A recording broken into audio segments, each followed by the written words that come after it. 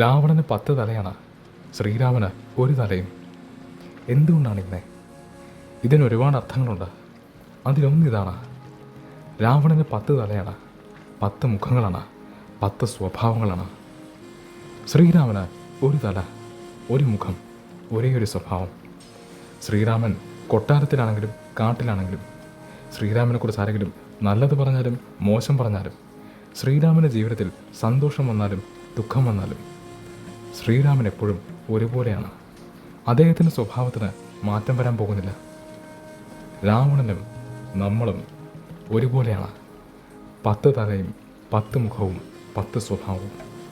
ഓരോ സ്ഥലത്തും നമ്മൾ ഓരോ രീതിയിലാണ് ഇരിക്കുന്നത്, ഓരോ മുഖമാണ് കാണിക്കുന്നത്, ഓരോ സ്വഭാവമാണ് കാണിക്കുന്നത്.